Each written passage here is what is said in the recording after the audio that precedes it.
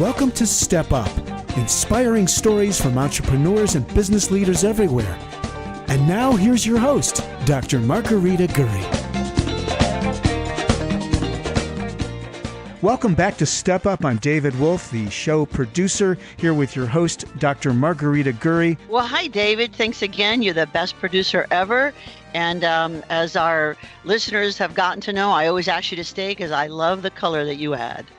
And today we have an amazing guest. Her name is Kalen Arreola, and she is actually captain. She's a veteran of the Army Reserve. Welcome, Kalen. Thank you for having me on. Oh, I'm just delighted. Our mission here is to share the wisdom from the best of the best in business. And from what I hear, you are the best in the best, especially in the area of understanding branding and helping people in the military space do business. Do I have that correct? That is correct. I've been doing that for over 10 years now. And I started out just helping out some friends with website design, and it morphed into a full-time business that I've been doing since 2009. But yeah, I work with mostly quite a few military-owned businesses and organizations that want to work with the military. So it's been Wonderful. a really fun way to continue working with vets. Well, that's wonderful. I looked at your resume and I'm impressed. The thing that I thought that was most fun is that you got to teach generals how to get ready for media interventions. Please tell us about that. Oh my gosh. Probably the funniest story that I can think of that was during the time when I was working with a lot of higher ranking officers was really during my deployment, because the news cycle moves so quickly and things are happening on the spot, and we don't always know what's going on in the States on the news, what news is kind of popular. So there's just always research that we're having to do as public affairs. So basically my job is to get this story of what we're doing overseas out to the public. And what actually happened during the surge was the news media, they don't always like to cover when we're doing well in a war situation. So we got over there and 25% of all the news during that time was actually covering the Iraq war. But the surge started, and literally within 6 months of the surge, the news hole for the Iraq conflict went from 25% down to 4 or 5% of all news was talking about the overseas conflict. That's really when the media sort of flipped the switch off and kind of stopped covering what was going on to the level that they had been before. The thing that I find so very interesting about your background is that you were in a position to help advise generals on how to handle the media. Mm-hmm. What did that look like? What kind of advice, and how was that received? Well, most higher ranking officers, they really don't want to deal with the media on a regular basis.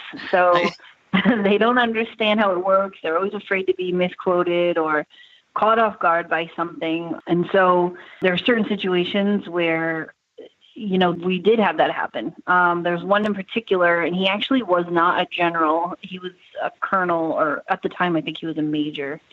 But he was about to be promoted to colonel, and he was going on the air live on Fox News, and it was one of the most watched news segments on Fox News at the time. And there was some controversy going on with a high-ranking general in the media, and it had hit right when we were trying to get a different story out, and they kept postponing our interview. So my job was to research and give them talking points beforehand. So pretty much if they were going to go into any kind of briefing with the media, they needed to understand that this is kind of what's going on in mainstream media right now. This is what the request is from the journalist. But that doesn't mean that when you get on live, because we had a satellite, so we did two-way, so they could be live on any show. We would just be up at 4 a.m. in Iraq time, and then they would go on live. And so they knew they were on TV live, and they would have to answer the questions, and it may not be what they thought they were going to be interviewed about. And that happened once, and he handled it really, really well. But good. Most of, training was group training or one-on-one. Well, that's wonderful. Well, for the listeners, what advice do you give them, either about creating a media buzz or handling media, good or bad, when it comes their way? Mm-hmm. Okay, so when it comes to dealing with the media, for a small business, what my advice would be is actually just to start small. Defining your messaging first. A lot of people, when they start their business, they're so focused on getting a website out there and getting business cards and all that they kind of skip over the ideal client avatar steps, like where you're really digging into who your people are and what your messaging is. And then once you have that down, and I know it sounds lame to even bring that up, it's like a boring topic, but people who don't do that step have a hard time writing their press releases and pitches to. I don't think it sounds lame at all. What 3 pieces of advice do you give people in making sure that they have a clear position about who they are and what they do? Well, I would say when you're identifying your ideal client, you want to think about the lifestyle of that person. So if you're selling a camping item, you would look at, all the different people who would want to use that product and why.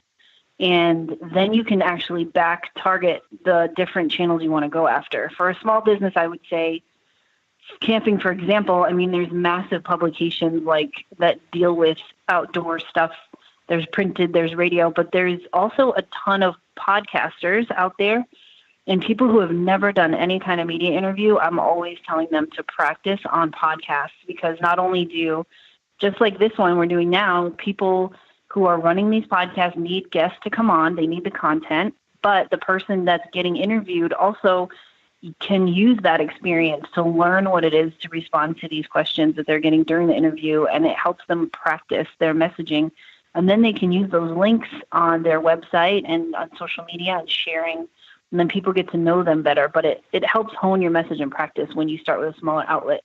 Then once you build up maybe 2 or 3 smaller interviews, leverage those things, re-listen to yourself on those podcasts and think about how you want to pitch the media. Usually they want some type of an event, something that ties into a seasonal thing going on. So like October, November, you want to be pitching outlets for actually holiday gift guides would be anywhere between really September, October, November. That's like all happening at that time. That way in December, when all the holiday last minute shoppers, we're going to have a segment today on all these products you may want to buy. They've got you in the queue way in advance. And so I would say think about all year long where you can target media and things that they're going to want to bite on versus what you think you want them to bite on. Try to flip your mindset to what they're looking for as a journalist.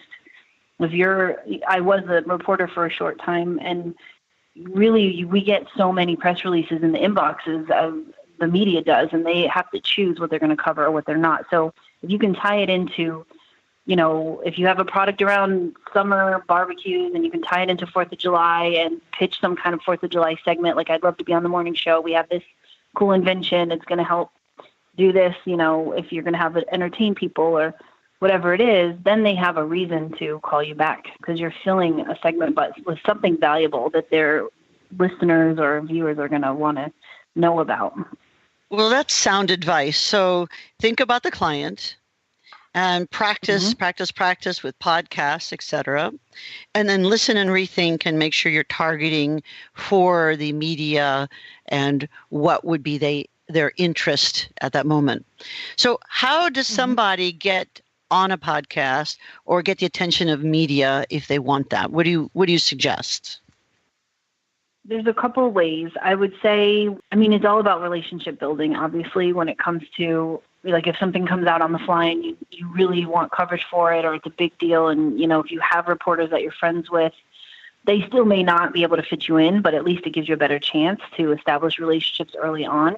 And even just emailing the news desk, what I like to do, for me, for military-specific stuff, I'll go on like USA Today website or a mainstream media that doesn't cover only military. I do look in the niches too, but for the bigger outlets that cover a ton of stuff, and maybe you just want to be in their lifestyle section, find out by doing a little digging, you can look up each reporter and what they report on typically, like what is their beat and what do they look for as far as different story ideas. Sometimes as a writer, you're given the story that you have to write because that's what your news manager may tell you is going to be your assignment that week. But a lot of times journalists can find their own stuff. And so, for example, I'll give you an example of that. I was helping to promote a co-working space out here in Arizona. It's a small town west of Phoenix called Goodyear. It's really small businessy, but they have, like ABC News launched a brand new avenue on their online website and stuff. And they send out a reporter that covers like new happenings going on in the smaller towns. So they actually created a whole division just for small town news, which they had never had before.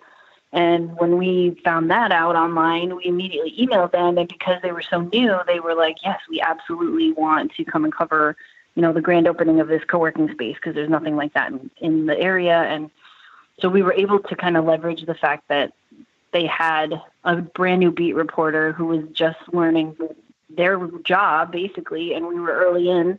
And those things actually happen more than you would think, because with the way that digital media is, these news stations have to adapt, and they have to find creative ways to bring in more readers and subscribers. And so they're in the same content type thing that all the business owners are as well. So it sounds like a great partnership, business helping media. So you've helped more than 200 businesses. What do you think are the top problems that people experience in terms of the branding and the reach out in terms of getting attention for improving sales and services? It's so funny because it goes in like waves, but I would say overall, in the beginning, most people have so many ideas for their ideal business that they don't figure out the one thing that they're really great at. Like, I know my one thing is copywriting. And then if you like zoom out from that, it's really helping people use that to kind of position themselves. So we just, because the copywriting part of it really, it's down to the granular level of that brand and everything we say about that person and what they're promoting. Good. But if people don't understand that, they tend to be all over the map, and they're trying to promote like 20 different services. They might want to offer a lot of things at one time because they want to get money any way they can. Mm-hmm. And they don't specialize early on, and that causes a lot of confusion later. All right. And how about, what is the remedy for that? How does someone decide what is their one thing? It reminds me of Curly and what's the name of that, the show with City Slickers, was it? With the city guys going out on the trail with Curly saying the one thing. So how do people decide their one thing? I would say that's really just like a self-exploration that you have to do. And even if you're not in your own business yet and you're still working at a corporate job and you're trying to build up a side hustle type thing, look at what you do now in your role and what do people constantly tell you that you're good at. Like a lot of my feedback in corporate, when I was writing copy at Petco, animal supplies, and their always feedback was, you just come up with these unique ideas for articles and, these unique ways to pitch media. The way that you write things, you can, drill it down into a few sentences and get a better impact than 5 paragraphs. And so that was just always the feedback I got over and over. But in the beginning, I was trying to do websites, and we had a full-blown digital agency. And that's why I say that, because I've done that. I've done it where I tried to do everything like a full service. Now I sub out certain parts of the branding because it's just not my wheelhouse, or, other people can do it better and faster, and it helps my client to outsource that. So, well, I think a lot of entrepreneurs have made that same mistake of trying to be all things to all people. So you were also the spokesperson for NBC, ABC, CBS, Fox. Tell me about that. That sounds fascinating. I've been on those channels promoting different things for different clients. So, for example, for Petco, I was on Fox for announcing our doggy DNA testing. That was like a brand new product that they were launching. So I was on a live show. We got a shelter dog, and we DNA tested the shelter dog. The adopted mommy of that puppy gave us permission to do that. And so on the air, we went on Fox News and we pitched them, can we, and this is part of being creative. You have a new product launching. How can you visually, because if you're going to be on a morning show, it has to have a lot of visuals. So we brought this dog in, and I came on. I had my talking points. I talked all about the doggy DNA test and what it is that you get when you test your dog. And because some people think it's going to give you, a lot of these medical things. And at the time, it was just what different breeds are in the dog. That's all it was showing. So we did that. And it was a really fun segment because, we got to bring a puppy on, and with animals on TV, it's always interesting. But so I guess that was one of them. And other times we were being interviewed for the Army, asking us kind of what's going on in the military right now, where you are, type of thing. So I was a spokesperson for different organizations, I should say, and for different reasons on those channels. So is that something you want to do more of? I actually love doing that, but I haven't focused on that in a while. Interesting. So what is your new one thing now? You say that it's the copywriting, but is there some content other... marketing. Yeah, content marketing. All right. That's very good. So what advice do you have for all of us in terms of marketing? I mean, everyone has social media. So why does someone need to do any marketing when everyone has social media? What's that about?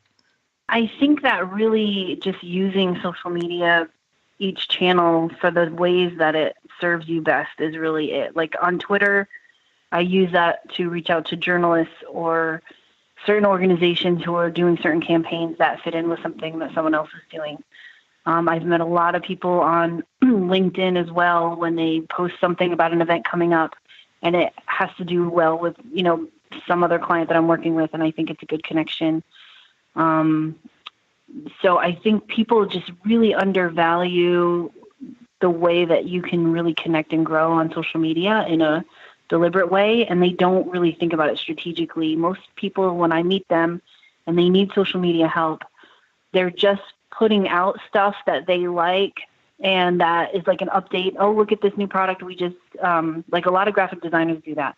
Check out this new project that I just did, or check out, this logo that I just designed for my client, which is great to do 10% of the time. But all the other times you can take selfie videos of you hanging out with your kids at the park and doing something fun, because what people are missing the mark on is there's a million people that do social media out there. There's even like super cheapo, $100 a month social media companies that'll do bots and they'll blast content to your pages, for cheap. But the problem is your clients never get to know you when you just have content spammed out on all your channels. The big thing is relationships, and video is like the king of everything right now. So one of my clients, she saw an overnight increase in sales just by doing Facebook Live video once a day.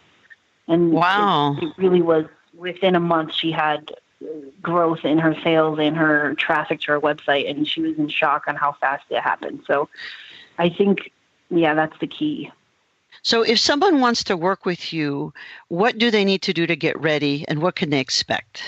In order to work with me, I would say you have to have a really clear idea about who your ideal client is.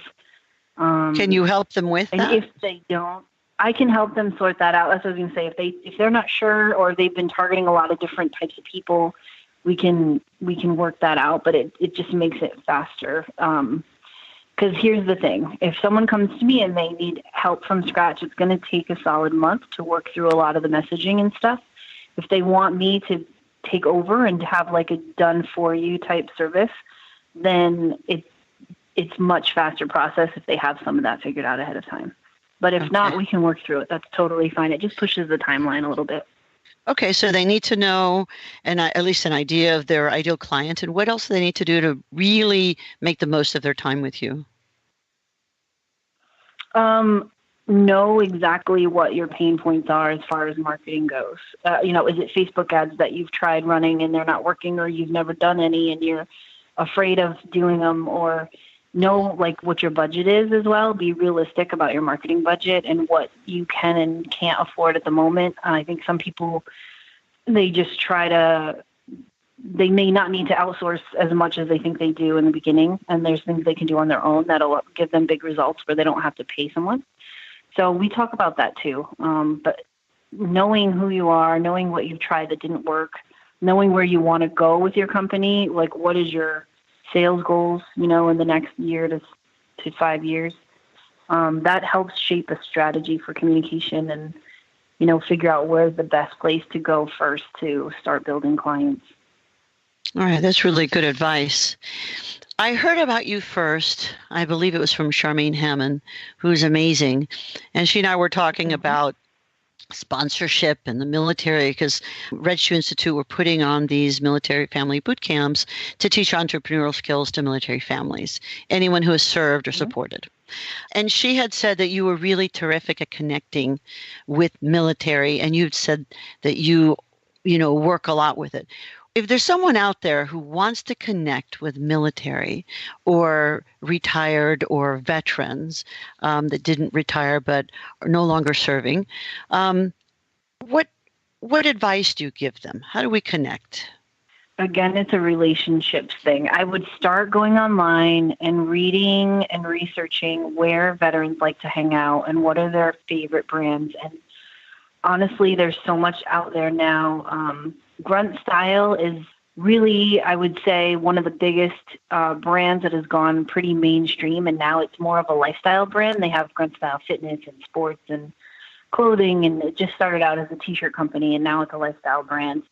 I know that might sound a little weird, but when you read if you look, like, I would say go online and stalk them and look at what they're doing in that space and what their messaging is like. It's resonating with thousands, if not millions, of veterans right now.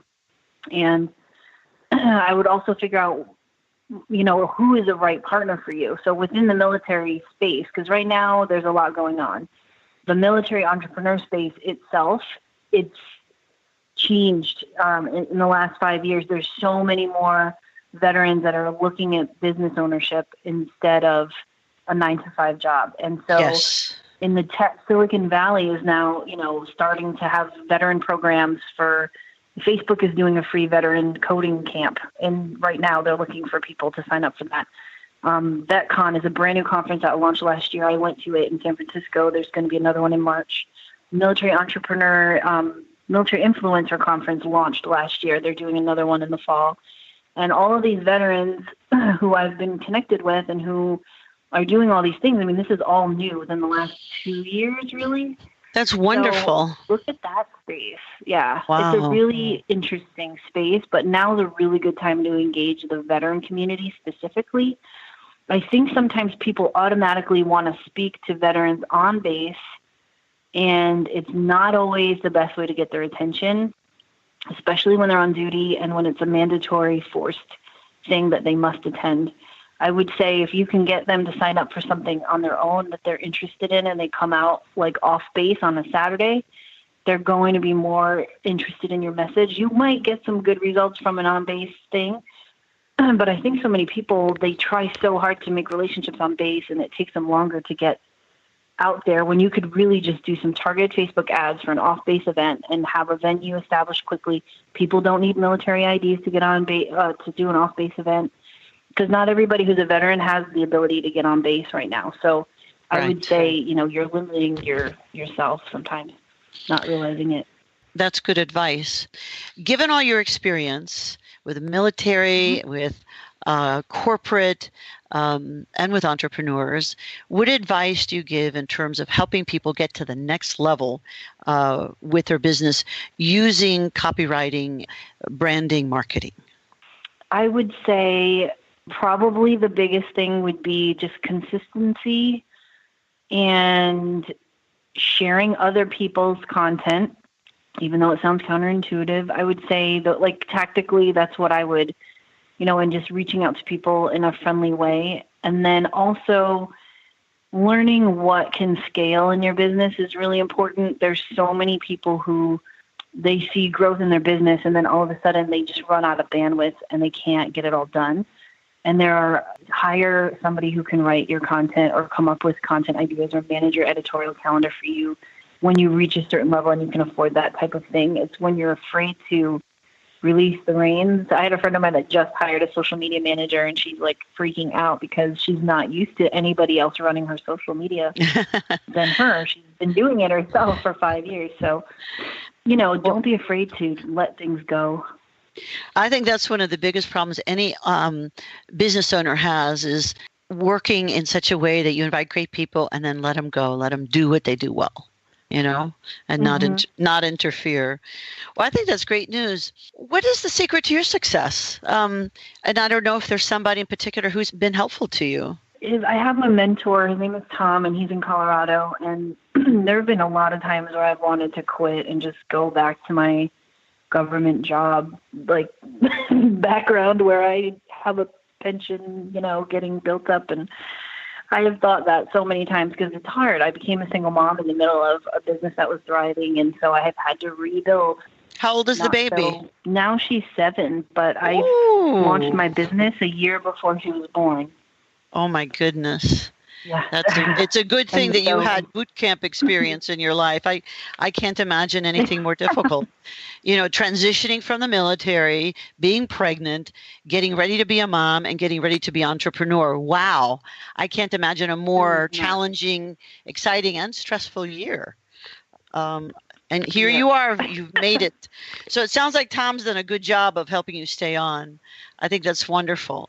Is there a quote that makes you reach for the best of the best in terms of your own levels of excellence?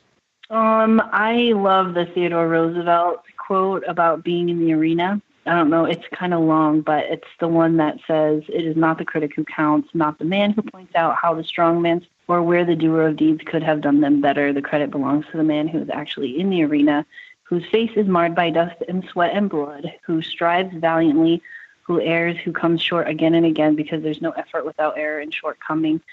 And really, it goes on and on, but I feel like that's been huge for me because you're going to make a ton of mistakes, even, not just in business, but as a parent and like all kinds of stuff.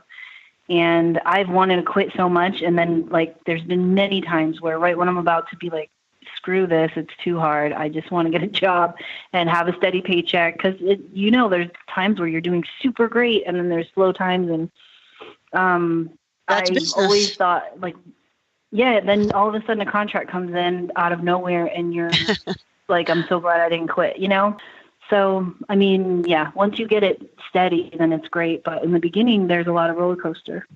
Well, I'm glad that you are good at roller coasters. Yeah, that's interesting. The roller coaster ride of the entrepreneur is quite. It's a symptom of so many experience, and you find yourself responding to one thing at a time coming at you, and it can jolt you and cause you to pivot unnecessarily sometimes to an extreme level, right? Yeah, like a stock market thing. I don't know. It's crazy. You're just like, do I stay on a very short-term mentality, right.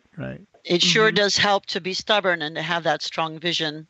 So when you were in Iraq, what did you learn about what you wanted to do with the rest of your life? Because I know that being in theater overseas, doing service, your tour of duty, I know that it changes mindsets and lives. What did it do for you?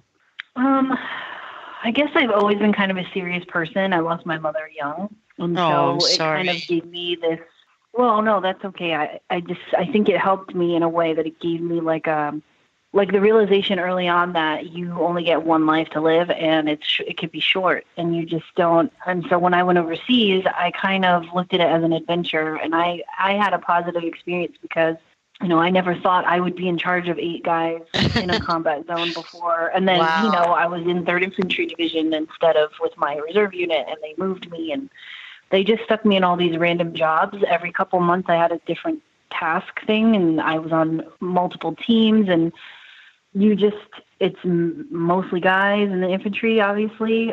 So I just had it was kind of like I went with one day at a time mentality. And after that, I realized I always wanted to work with media and do any kind of marketing or media stuff. Like, I just thought that is definitely what I love to do. And it's fun when you see clients, getting on a show for the first time or seeing one of their content pieces go viral or seeing them increase sales just by consistently it's fun to watch them get all excited about it because people just do things that they think because they read an article online, they do one thing, and then the next day another article comes out, and they're like, oh, I shouldn't have done that. I should have done this. And it can be, marketing there's a lot of noise. And so I try to help break up the noise for people. And, I think my deployment really helped me realize that it's something I really, really enjoy doing.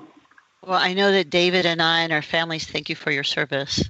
Very glad that you came out of it even stronger and with more of a career trajectory to help lots and lots of people. I think that's wonderful. We're grateful to you, this great nation. You've helped us with our freedom. Well, I know that you love the idea of being a patriot, and I know you have an affinity for the images from World War II. Talk about that. I saw your website. I saw the old images. Tell us all about that. It's so much fun. Well, I grew up in New England, and my grandfather used to watch a lot of old movies when I was a kid, and AMC was always on, and I always kind of thought, like, why don't we dress like that anymore? It was so elegant, and even regular everyday people going to work, like the women had these tailored dresses, and they made everything fit their form, and regardless of the size, they always had like a fitted type outfit, and I always thought it was so beautiful. I mean, it's a lot of work. It can be a total pain to dress like that, but I love that, and I like how movies and entertainment and media the storylines were just so simple. And a lot of times it was more like, I mean, I'm sure Hollywood romanticized that time, but, according to my grandmother, it wasn't all awesome like it says in the movies. But I don't know, I've always had like a thing. And I just thought during World War II also, the whole entire country felt invested in every conflict we were in. The whole world was part of this. Yes. Evil was happening to millions, and we were all in it together. And now, when I came home, I didn't feel like I was in it with America. I felt like I was completely out of whack because I missed a year of everybody's lives, and everything was different when we came home. Well, shame on us for allowing that to happen. I know you're not the only one who's felt that way, that disconnect, right? So the dressing, do you dress like that all the time, or just for the image on your website, Kalen Marie, Kalen Marie Consulting.com, it's just beautiful. You dress like that all the time? I don't. Just for a special event. So if it's a speaking engagement or something. Well, good. I know. So so it's part of your brand. And it says, Kalen Marie, Army veteran, mom, entrepreneur. I love that. That is really good copywriting. Thank heavens you hired a good copywriter, right? Yourself. I thought that was very, very simple and straightforward. So I also saw on your website you love to travel. What's next for you? What adventures in terms of traveling and what adventures in terms of business are next for Kalen Marie Consulting? Well, this year is going to be pretty fun. I think, I don't know if I'm going to do the Military Influencer Conference yet. I planned on it, but then a couple things changed because we are doing a cruise in the fall in October, and it leaves New Orleans and it goes through the Caribbean. It comes back. We're doing like a week, and it's all women vets. And I think there's going to be different class. I think I'm going to be teaching a class on that cruise. I'm not sure. So who is the we then? If it's all women vets, who's the we there? We are partnered with 5 different women's organizations, mine being one of them. Oh. And so there's the Women Veterans Alliance, and I'm trying to pull up. I am pulling it up too. It's beautiful. I'm trying to see who there. It's not so easy to see who did them, who's involved. Yes, it's the Women Veteran Alliance, which is the second logo. The Camouflage Sisters is run by Lila Holly. She is a Army veteran. Women Veterans Alliance is run by a Navy veteran. The Veteran Women Network is a newer one that I just learned about this year, and I'm looking forward to meeting her.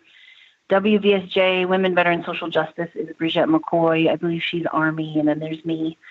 And so we're taking a bunch of ladies down there, and we're going to have a kickoff party, and it's really just to get women veterans to have camaraderie amongst each other, because you'd be surprised how many women don't even self-identify as a veteran. They don't think they qualify to call themselves that, especially the Vietnam era and older generations. And so we're trying to get women to come together who are all veterans, and a lot of them own their own businesses, and they all network and they buy services off of each other. And so it's a great, great group of women. It sounds wonderful. I'm looking online and I see military influencer, but they're all pictures of men. Where do we find more about this women's component for those that are women veterans? And I think many people need that. Where do we find that online? Honestly, there's no one place. I would say that those because all of those organizations I mentioned are individual and they all have a different sort of mission statement. Oh, I see. But if you want to find out more about the cruise itself, and then there's a list of the organizations there. It's all right, good. What's the short link? So we want everybody who's a women vet or someone who loves a woman vet to be able to share the information to help make sure that each deployment is a blessing. What is the short link? bit.ly/sisterly cruise. SISTERLY. I love the name. Okay, that sounds wonderful. Your sisters in arms for sure. That is way cool. David, anything else? Great advice on a variety. I mean, we really, Kalen, this is awesome because we covered so much across the spectrum. Of course, the piece that I connect with so directly is this idea that for those who are not experienced appearing as the interview subject, they should get out there and get on these smaller podcasts or not so small podcasts so that they can actually log some time on mic and begin to formulate their positioning, how they talk about who they are and what they do and why people should care. And I think you really brought that out so well. And that's a piece, of course, that I directly relate to every day. So, it's sort of a highlight for me. But forgive me if you hinted at this or talked about it, but the power of story, that's a big piece of the PR mechanism, isn't it? Absolutely. And that's really a huge part of the content and why really understanding because you're going to be telling a story about your client and they're going to see themselves in that story. But the funniest thing is most entrepreneurs, they create a service or a product because of something they themselves have been struggling with. Obviously, right. You know what I mean? A lot of these. The mother of invention. So they are. Yeah. Exactly. They are their own avatar 99% of the time. And so I tell people, like I had a great client she's launching a blog and a travel site called Travel Like a Black Woman.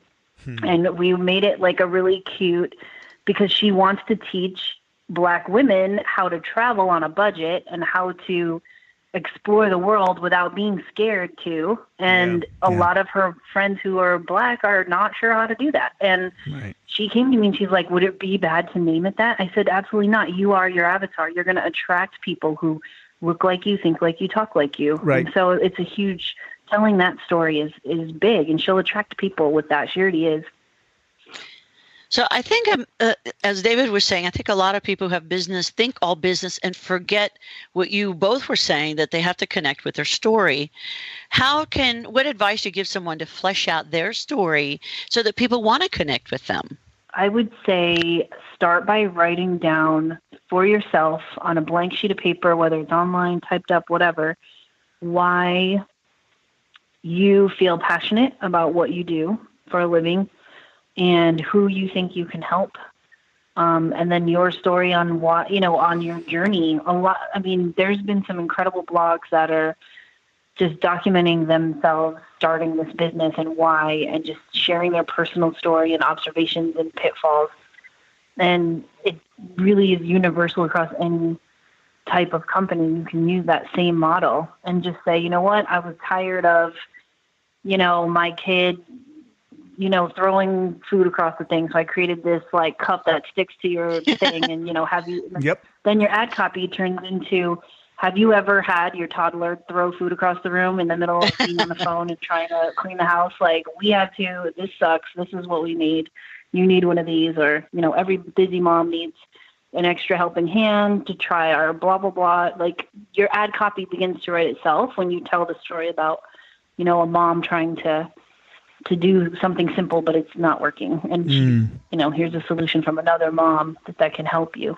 And it just brings it into a more personal one-on-one type conversation. It's great advice around sort of the innovation of a new product. And of course, this applies as well to an existing business owner that kind of forgets that their customer may be very much like them. You've sort of telegraphed this a bit a moment ago, where it's not like you and them, it's all of you together in this sort of ecosystem and collaboratively talking and engaging around subjects that interest you all. And then, by the way, you have a business that folds into all of that, right? Right. Because if you find that one person, like my one person is Valerie. She's my case study. She's a real client, but she's just like me in a lot of ways. And she and I work together so fluidly that I'm building out a whole set of case studies around every piece of the pie that we've done for her, because I know if I write my ad copy like I'm talking to her personally and just me talking to one person, it just resonates with everyone a lot more because they all feel like, oh, you're talking to me too. That's a big idea, by the way, Kalen. The idea, and you're a media person, and I know this too, and so does Margarita, that, in podcasting, let's say, you don't want to talk. It's not like talking to a room full of people in the collective. It's one listener. The microphone is one person's ear, and there's an intimacy that you're talking about doing that with the writing of text, which is also so true, right? Copywriting, it's no different. No, I think it's exactly. Yeah, it's exactly the same. So beautiful. So speaking of writing, I understand you're an award-winning author. What was the book? We co-authored a book, 30 Women, and actually the lady in charge of this whole production is Lila Holly, and we actually, and oh gosh, she's probably going to kill me, but I forgot the categories that we had 3 categories, and it had to do with women and military categories, and I think it was an Amazon bestseller, and so I'll have to find that for you.